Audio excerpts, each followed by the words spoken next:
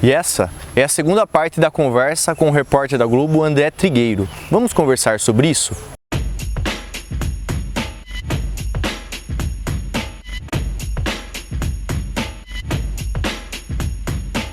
Quais são essas psicopatologias associadas ao suicídio? A primeira delas, e mais importante, é a depressão. Com mais de 30% dos casos, há intercorrência entre suicídio e depressão.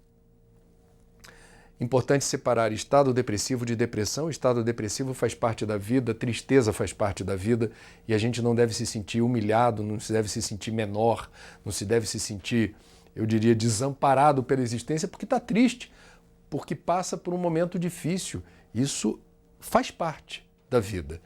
Mas quando a gente consegue fazer a distinção entre estado depressivo, que não é propriamente uma patologia, é um sinal de que você está vivo e tem saúde. Só passa tristeza, melancolia e estado depressivo quem está vivo.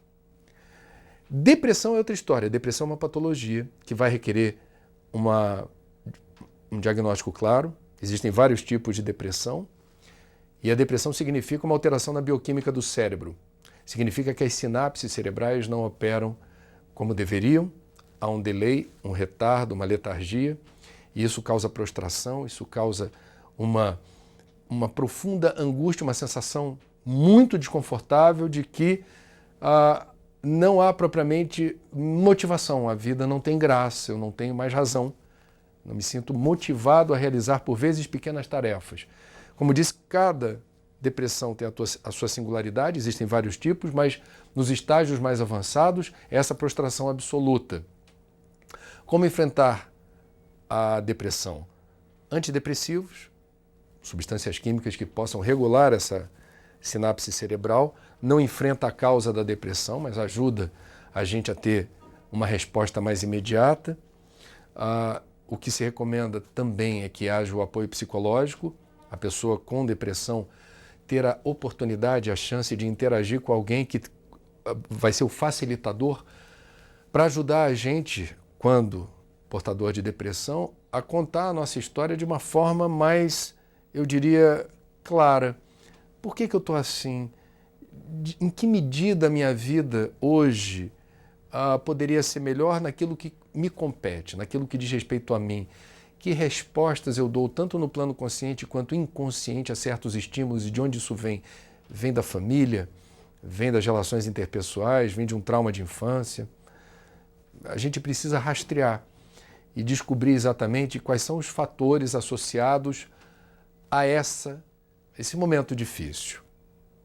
Para alguns segmentos religiosos, e é o caso dos espíritas, e outras tradições também preconizam um cuidado com a sua energia.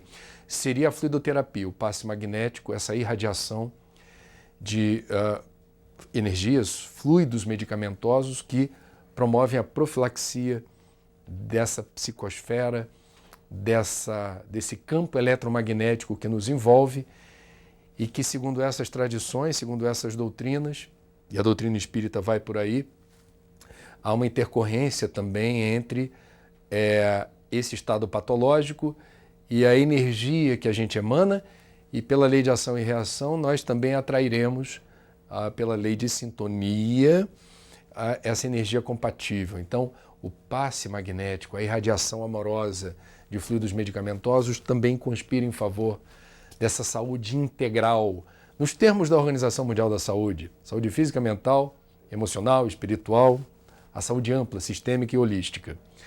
Esse seria o pacote básico do enfrentamento da depressão.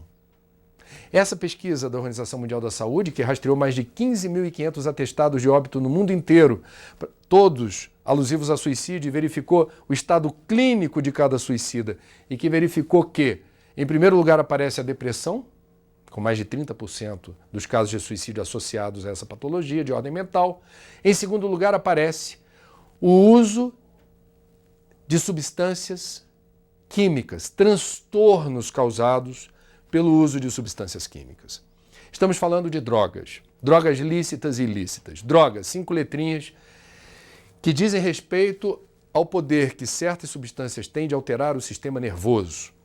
Portanto, Nós estamos falando de um mundo onde o acesso a drogas é muito facilitado, onde certos países, é o caso do Brasil, são muito lenientes e permissivos em relação, por exemplo, a álcool. O alcoolismo é um problema de saúde pública e não vemos, eu diria, a devida restrição à publicidade de bebidas alcoólicas, e também não vemos políticas públicas mais assertivas denunciando o risco de jovens, principalmente jovens, fazerem uso de álcool. Quer dizer, é um problema enorme de saúde pública. Nós temos 45 mil óbitos por ano nas estradas brasileiras, esse é o país mundial, de acidentes de trânsito evitáveis, e em boa parte dos casos há uma associação direta entre esses acidentes letais e uso de álcool, principalmente. Portanto, as drogas estão no radar da suicidologia. A suicidologia procura investigar essa associação. E aí também precisamos ter um cuidado num país que é o campeão mundial de farmácias por metro quadrado, e onde a automedicação parece ser a regra e não a exceção. Medicamentos muito populares que são usados sem receita médica, sem a recomendação de especialistas, significam risco. Eu vou dar aqui, sem nenhuma pretensão de fazer propaganda, muito pelo contrário, o nome de um: Rivotril. Fala-se muito que algumas pessoas se sentem muito satisfeitas porque já não são portadoras de tanta angústia, conseguem dormir de forma mais tranquila, e isso se espalha e as pessoas começam a se automedicar. Qual é o risco que está embutido? Da dependência. Droga, qualquer uma, lícita ou ilícita, causa dependência. Então a automedicação significa o risco. E perder o livre-arbítrio, perder a autonomia, não é algo trivial. E é algo que pode precipitar a gente na direção do abismo. Então, a questão do uso de droga, ela vai requerer de nós também outro protocolo de resposta. Mesmo quando se discute liberalização de certas drogas, a gente precisa ter um debate muito, eu diria, livre de preconceitos, livre de julgamentos precipitados, baseado, eu diria, numa boa argumentação técnica, com fundamento científico, e verificando com muito cuidado a experiência de outros países, onde deu certo, onde não deu certo, e de que maneira a gente precisa construir um debate fecundo na direção daquilo que possa significar para o Brasil um avanço. Minha opinião pessoal, sem ser um especialista, eu acho um absurdo completo que usuários sejam presos, sejam detidos, e que a polícia tem que perder tempo com o usuário. Eu acho que isso não é uma rotina compatível com um país que amadureceu o debate sobre como lidar, como enfrentar, como combater as drogas.